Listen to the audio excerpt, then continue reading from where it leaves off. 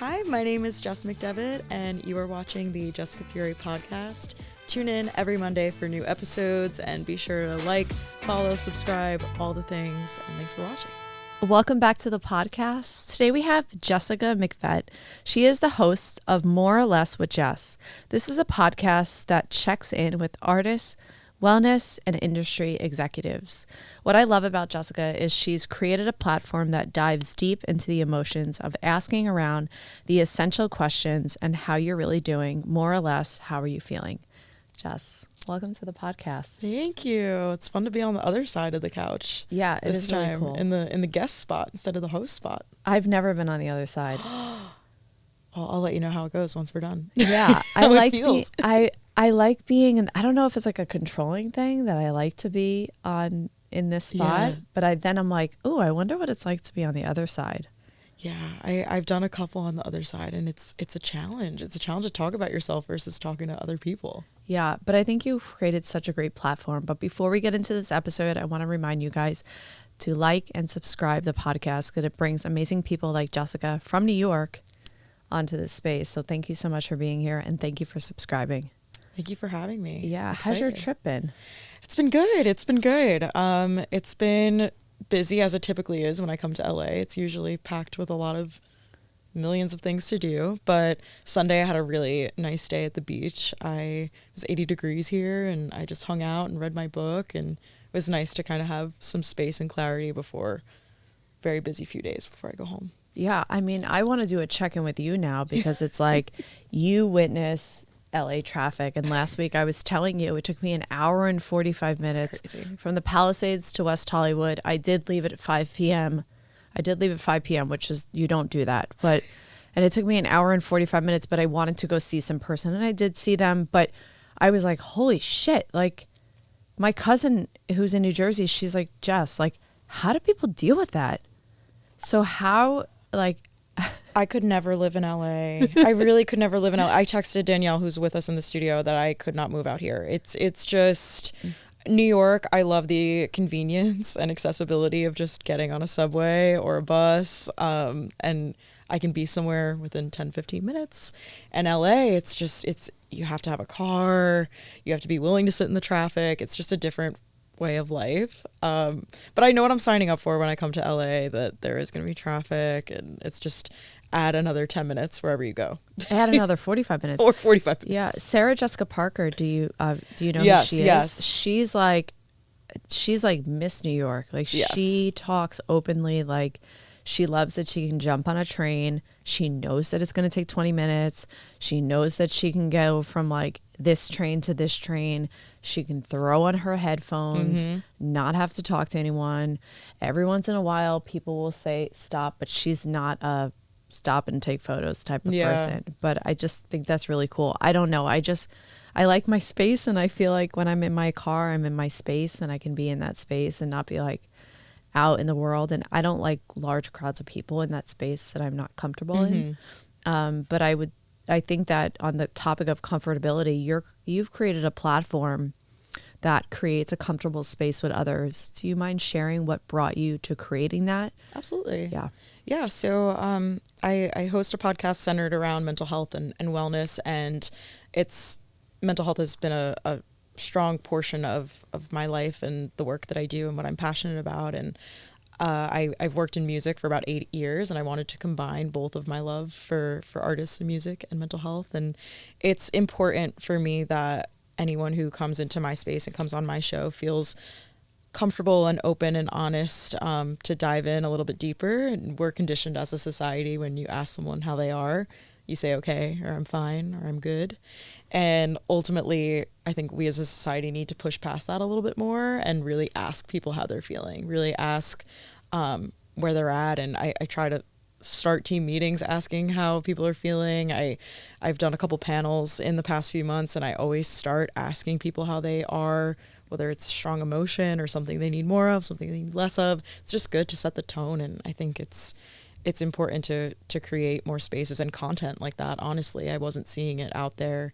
I was seeing a lot of surface level mental health-ish buzzwords, but not really a lot of deep conversations around it. Do you think it's TMI, like in a business, like in a way with like a business? I think there's always been stigma. I come from a place where I feel like if you had a broken leg, you'd go to a doctor and you'd get a brace or, a cast if you had an injury physically, and it should be the same for your mental health. But I think there's a lot of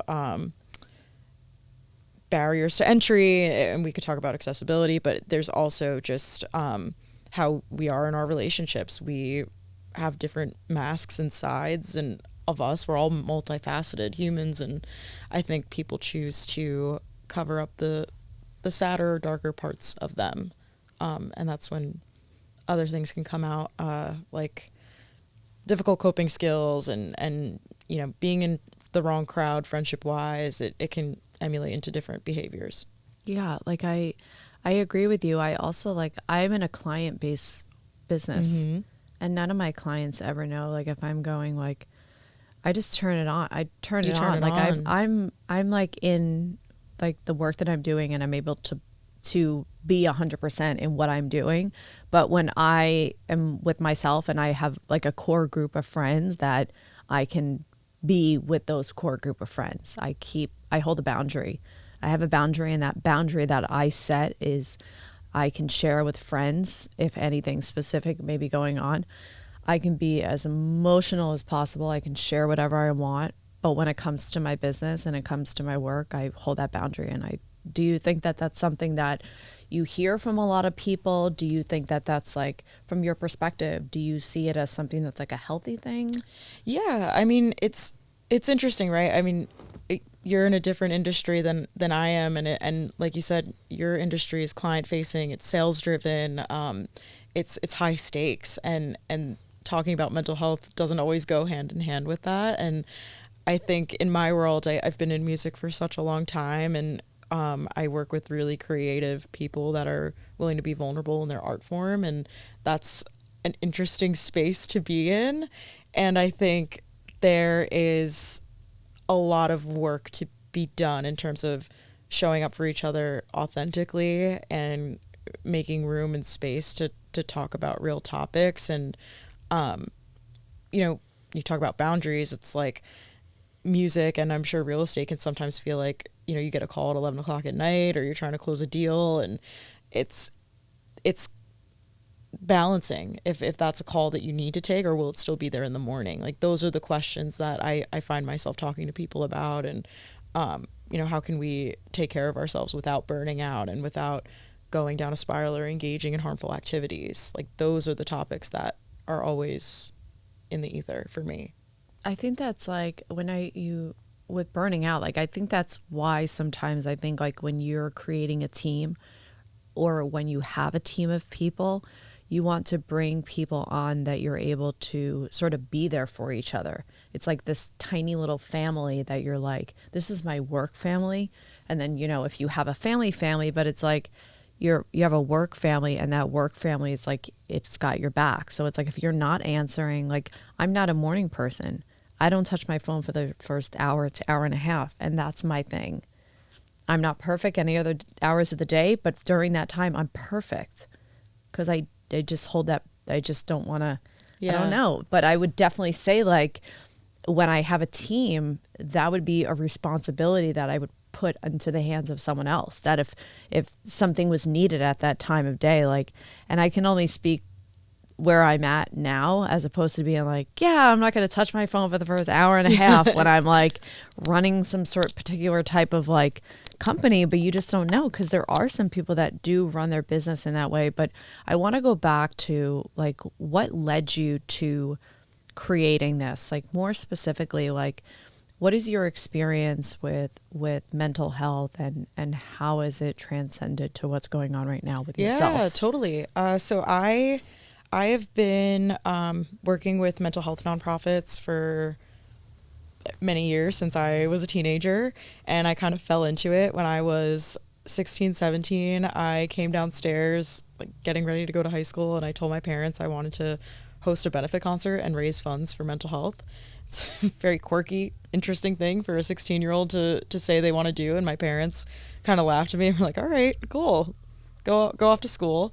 And I pulled it off. I worked for the next 6 months, and gathered some folks in my hometown, and we raised $1,000 for the Jed Foundation, and that was my first look into the nonprofit world. And I had at the time recently lost a cousin to an overdose, and that definitely affected me. I was also dealing with my own mental health struggles from a young age, and was in therapy at a young age. So all of that to say, I had entrepreneurship tendencies, I suppose, in my teen years, and went on to start working in music, and that was my day job. And at night I would go to different nonprofit meetings and work on partnerships, and just really wanted to do purpose-driven work in terms of the suicide prevention and substance use space. And over COVID, all of us got really real about what we wanted to do, and just live with purpose. And for me, that was having more honest conversations around mental health, and more or less was the platform that I chose to buy a mic on Amazon and press play and see what would happen. And now 3 years later, we've now in person, we've done quite well, and it's really incredible extension of who I am. And then I also do some consulting work within social good and mental health. And all to say, like, my journey my personal journey has definitely been up and down like everyone else, but it has woven itself into the work I do now.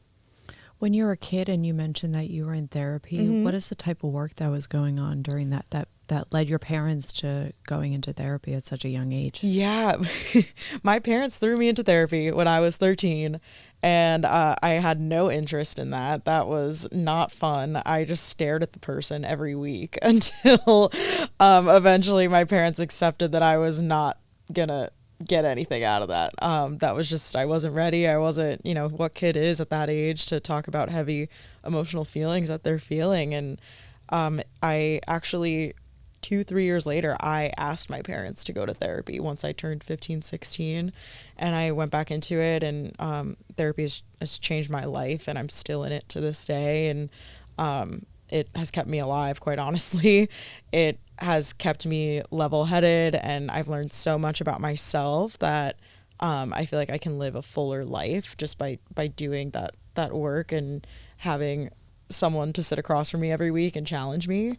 So yeah, it started at a young age, but it wasn't until I asked for that help. That's kind of the point I want to drive home to anyone listening of if you're pursuing therapy or any kind of wellness treatment for yourself, it's something you have to be open to. Someone can't force you to do it, or even if you're in couples therapy, it can't be one person forcing the other person to talk to a therapist. Both parties have to be open to it and willing to do that work. Yeah, that's also like I have some familiarization of like recovery in the recovery space, and it's actually the person who has the addiction that has to ask for help. That a lot of times, like, family members, loved ones, they're like, we need to get so and so, and that's great. They have interventions, and that's amazing. All those tools are amazing, and if anybody is struggling with their mental health or addiction, and it's always good to reach out to the right people and ask for help. But a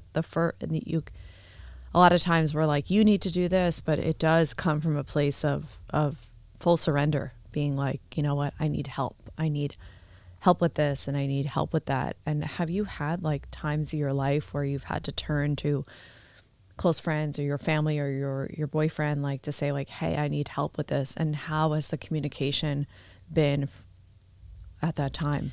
Yeah, something that has worked for me is actually naming the emotion. It's something I didn't really pick up on till recent years, of just admitting when I'm anxious or depressed or angry. If I identify it, I feel like it's not in my head anymore, and I've spoken it out, and it also lets other people know where I'm at, versus suppressing it or trying to hide it. It's way more freeing for me to just say, like, you know what, today I'm anxious, and that's that. Like, that's how I'm showing up today. Tomorrow's a new day. And letting my boyfriend know, letting my friends know, like, if we're going out to dinner, like, FYI, like, I kind of had a rough morning. Like, I wasn't in the greatest headspace, but I still want to see you. Or, maybe the other side of it, some days are like, can we reschedule? Because I'm not I can't hold space for you if I am in the trenches of my own thoughts right now. And I don't want to be that tonight with you. So it's just advocating for your own needs and speaking it. I'm very much a person that speaks things into existence, and that's why naming it has really helped for me, because it lets it go a little bit rather than keeping it up here. Well, when you mean speaking into existence, this is different than just wanting to create something, you know, in reality, Yeah. in a physical form, but this is actually speaking something from a place of honesty, being like, oh, wait, you know what? Like, I'm a little overwhelmed today. Like, do you mind? And I think that when it comes to like a business, sometimes that actually works. Like, if you're like, hey, you're not telling your clients like, hey, I'm really overwhelmed with all this stuff.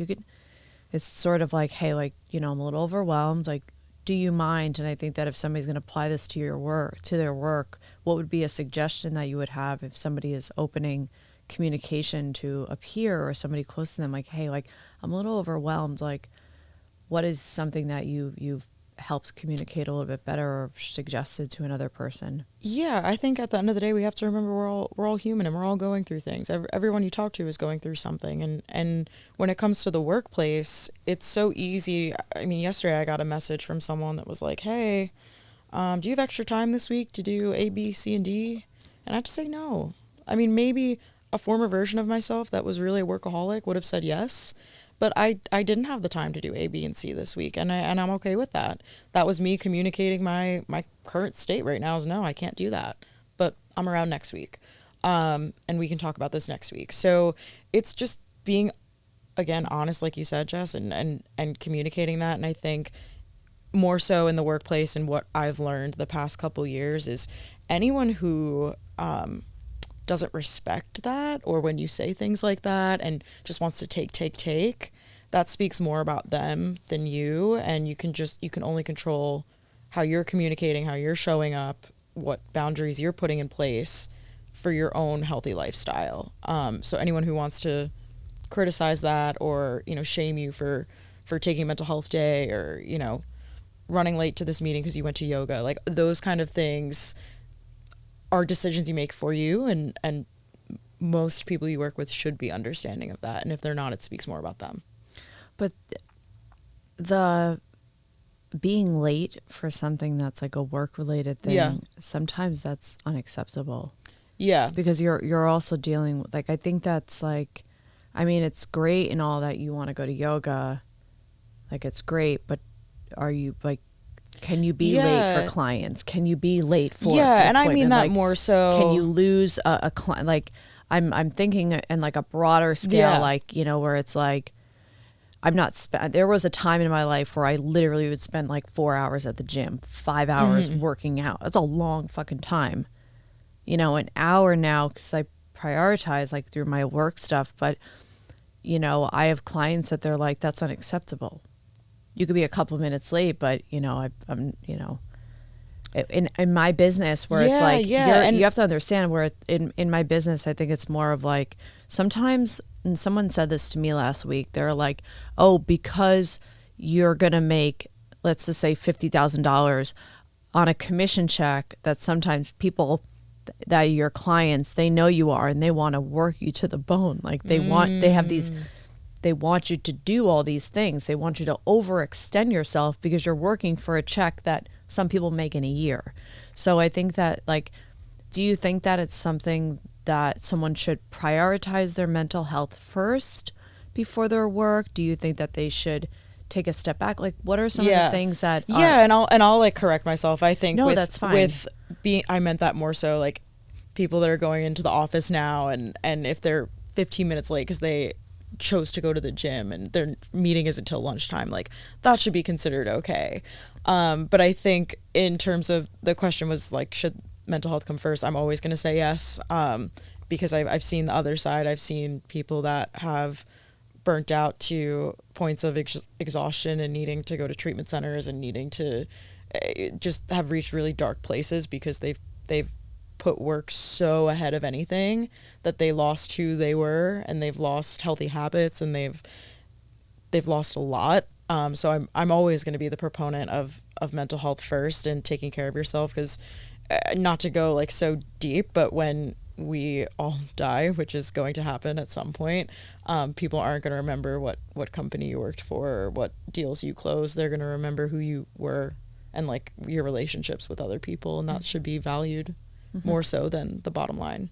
I think that's like a Helen Keller quote or something. Like there's like a quote where Yeah. it's like, people may not remember your name, but they'll remember how you treat How them. you feel, how you make people feel. Yeah, they may not remember specific things that you've done, but they will remember how you treated them, how you showed up, how they made you feel. So I agree with you. And do you have like a checklist that you do for yourself? So like I'm an open book with boundaries. I just know my boundaries, and I don't have to like set a fucking guard up to say this is a boundary. I just know my boundaries, and I know how to pivot around certain things. But I'm pretty much of an open book. I have anxiety, and I know that I have anxiety, and I've struggled with situational depression based off of circumstantial stuff that's going on. And I have a checklist of things that I do that are more habits, that are more wellness routine. It's more wellness things that I do. I do take inventory of myself daily.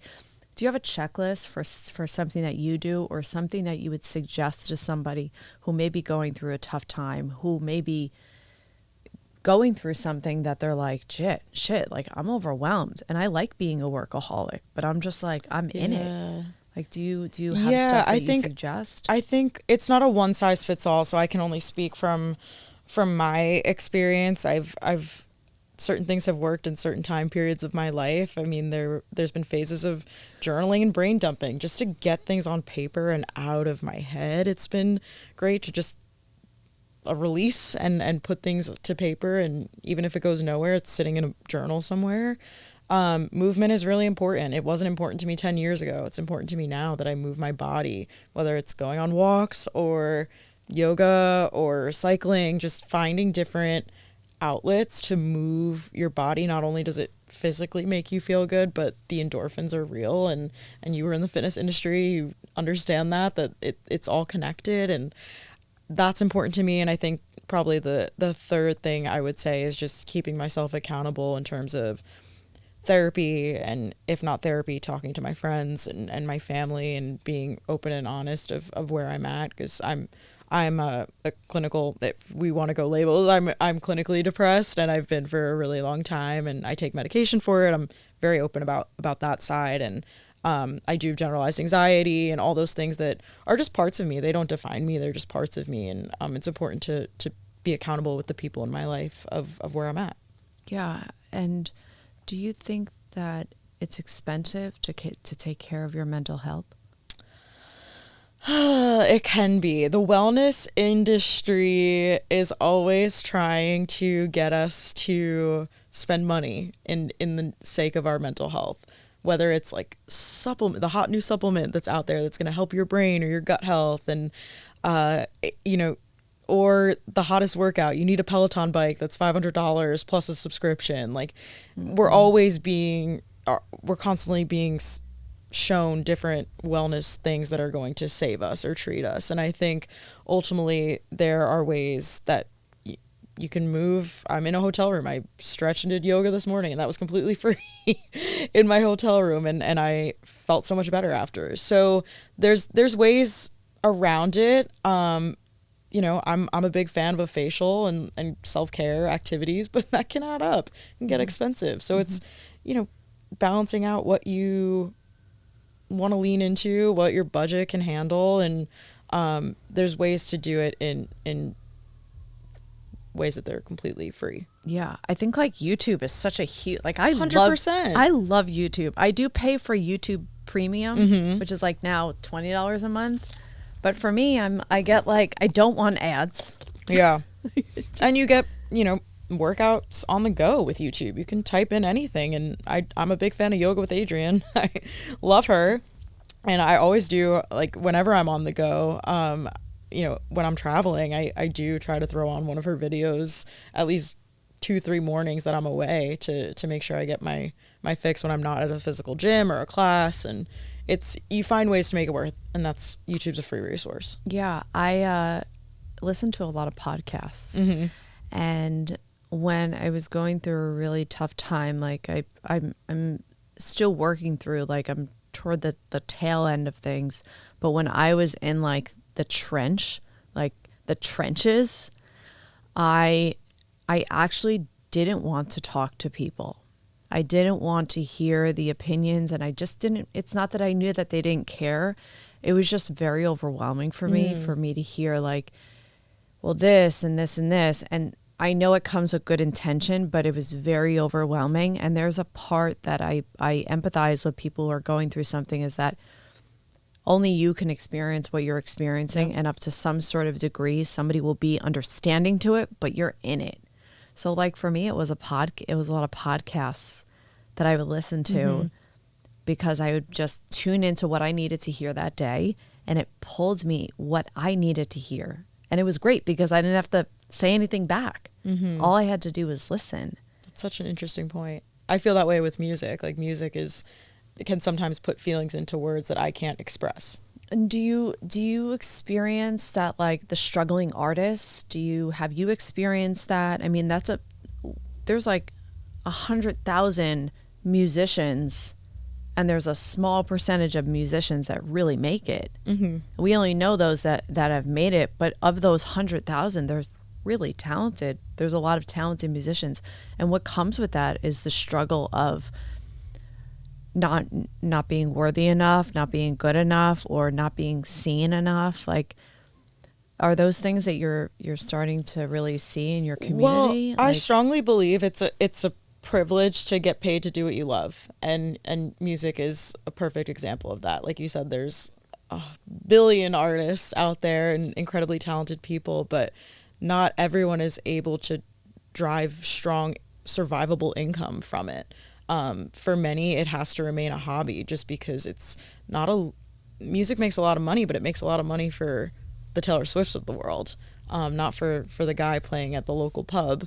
So it's a really tough career if you want to pursue that, and it's a grind, and that is where a lot of the mental health stuff comes into play, because it's a career.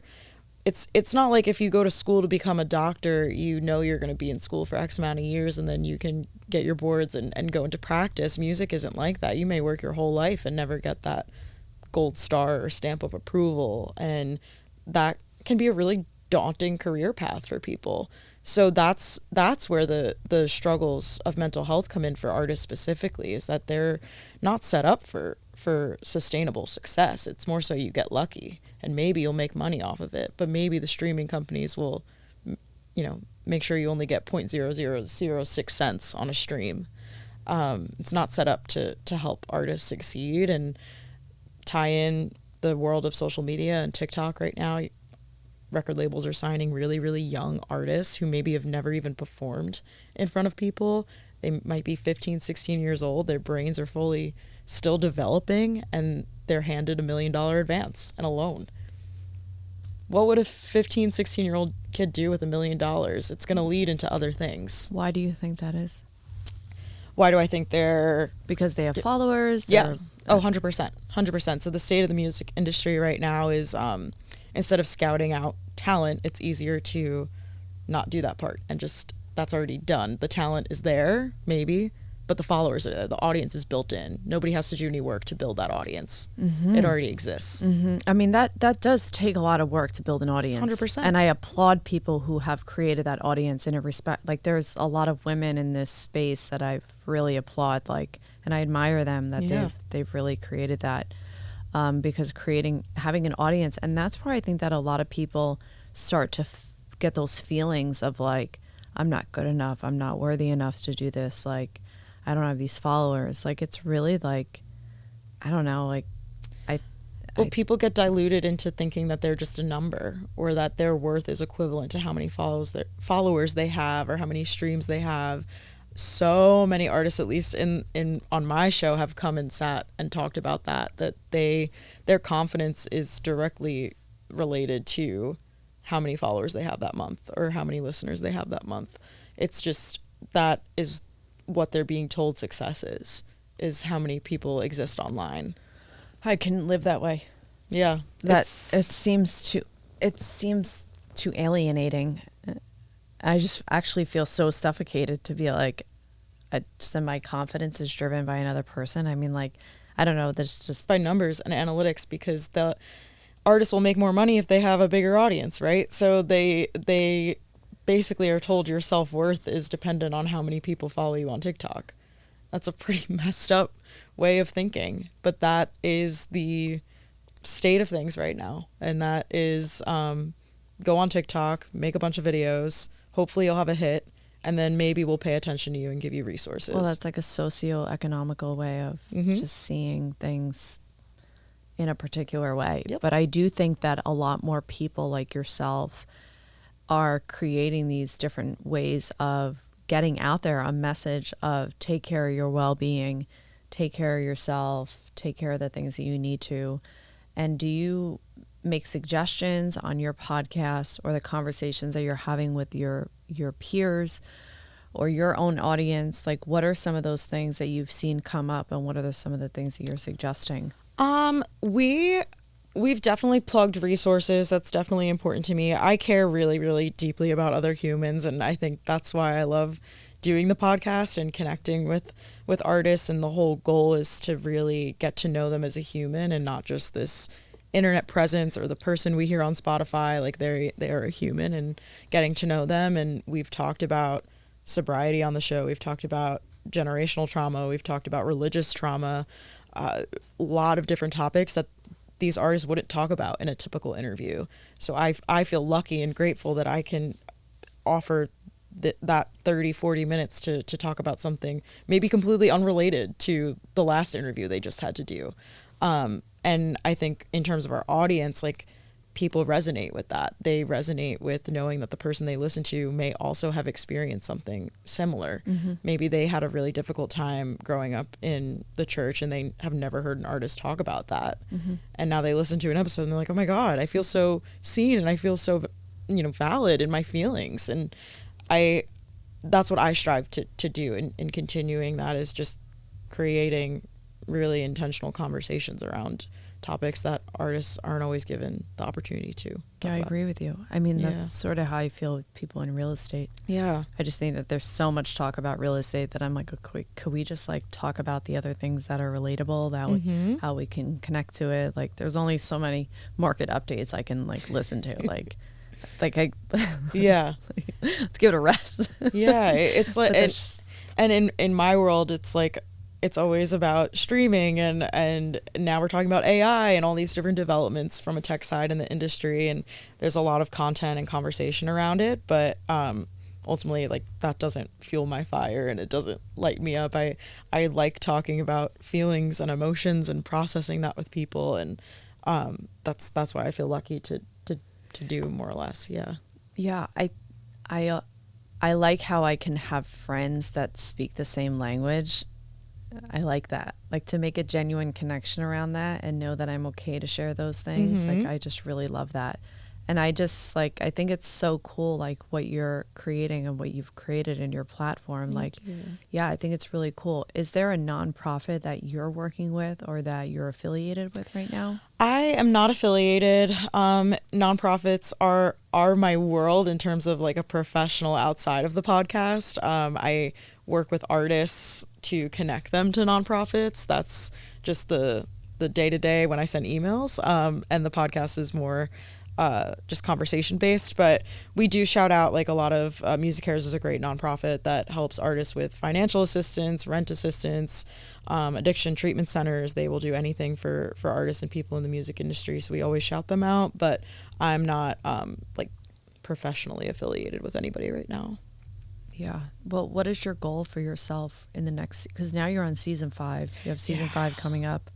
What is your goal for this next season? Is there something specific that you're aiming for, or it's just another season of new conversations and new connections? It's funny. I was just saying to someone, and I was at a meeting before, and I was saying that I feel like every season we've done, and our seasons are relatively short, but every season we've done, there's kind of been like a pillar or a focus, whether it's digital or growing the audience or sponsorships. Like, there's always kind of this North Star that we're talking about as a team for more or less. And I think going into 2024, a lot of my focus is the evolution of the podcast as it stands a brand, as a media brand. And I love events. I'm very much an events person, an in real life person. I want to see more or less events, maybe do some kind of summit or conference, or an all day event with artists and mental health, and combining all that to be something special, and just trying to expand the presence of it. I think this year was the first year I was very consistent with the podcast, so I am admittedly very tired. I'm excited for the holidays to kind of just exhale a little bit, but next year I'm excited to see where it grows continuously. I think my goal, even in 5 years, is like that artists are talking about mental health way more openly than they are right now. Right now we're in like a surface level buzzword phase. And I feel like we're just tipping the iceberg of what's out there, and for people to feel raw and vulnerable in the world in general. Yeah, I was listening to something 2 days ago, yesterday or something, and the woman was saying, and she's in the mental health space, she's a spiritual motivational speaker, Gabrielle Bernstein, do you know? And familiar, yes. And she was saying that everyone now has a voice, and everyone now has a message, and everyone could be an advocate for something. And when we're saying stuff, do we have intent? Like, intention has been like my word all day today. With all the episodes I've been doing today, I'm like, what's the intention? Like, what is your intention to share this? That either we're going to be open about like something that may be TMI to the world for whatever specific reason, or is it something that you're asking for help, or something that you want to share, or something that you want to advocate, where we actually all can hold a responsibility to the messages that we're giving out to others. And I think that's something that you are creating with more or less. Thank you. With the podcast. Yeah. I love to ask all my guests 3 questions before they leave me. What is a non-negotiable in your morning routine that sets you up for the day? Non-negotiable in my morning routine.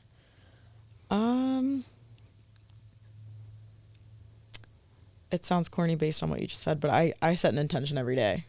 That's kind of my non-negotiable. I pick a word usually, or I mentally or write it down sometimes of like, I choose to ... and then fill it in. That's something consistent that I have to do every day. My intention is to never sit in traffic. Literally, my intention is to set an intention. That is my intention. Breathe and to breathe. Sometimes when I'm sitting in traffic, I just listen to like good stuff to keep me in like a good, positive space. It's funny you said I have breathe tattooed on my, it's covered up, right? But I have it on my wrist as just, I get very overwhelmed very easily. That's it so is funny. A goofy, cute reminder. My mom wrote it out in her handwriting. Oh, that's funny. I've been told from a very young age that I just, and I don't. Great. Oh, that's funny. Yeah. What is a suggestion or piece of advice you can offer to someone for their wellness routine, or if they're struggling with their mental health, or something that will support their mental health? Piece of advice.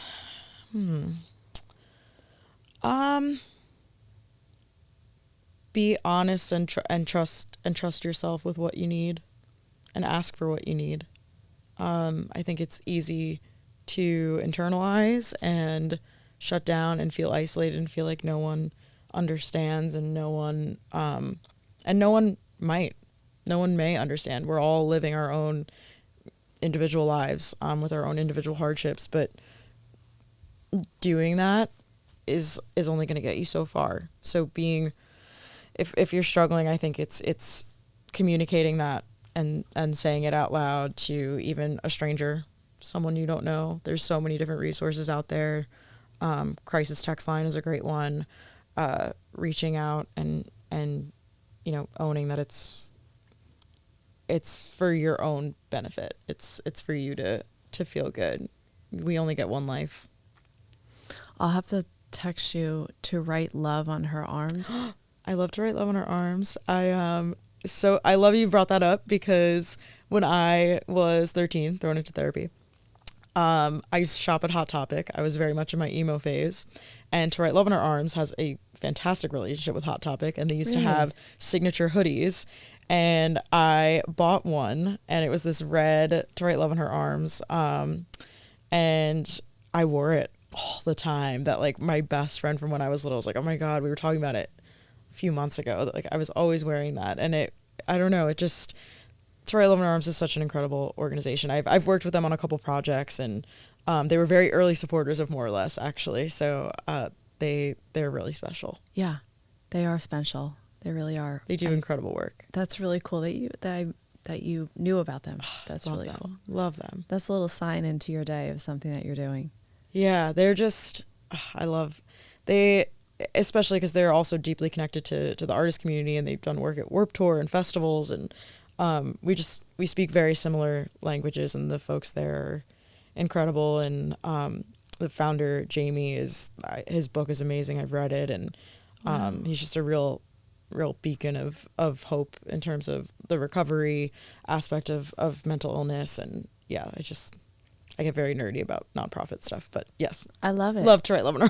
I get really nerdy about like science, like neuroscience on the podcast. I literally get very nerdy about it. What are 3 qualities of yourself peers would say about you? Danielle, what would you say about me? 3 qualities that people would say about me. I would like to believe people would say I'm funny. I hope I'm funny. I try to just bring humor into things. Life's too short to be too serious, so I try to have humor and keep it light. And 2 other things, I have been told, and I know it too, that I am very much driven. I'm maybe a little too driven. I'm very, very passionate about everything I do, and I want to give 3,000%. And I think a 3rd quality would be, I think I try to lead with empathy and really put emotions sometimes first, and just bring the human. I keep coming back to the idea of being human, but I just try to lead from a place of compassion and empathy for other humans. That's all we can do, I think, in this life. I appreciate that your generation is also carrying that message. It's very meaningful.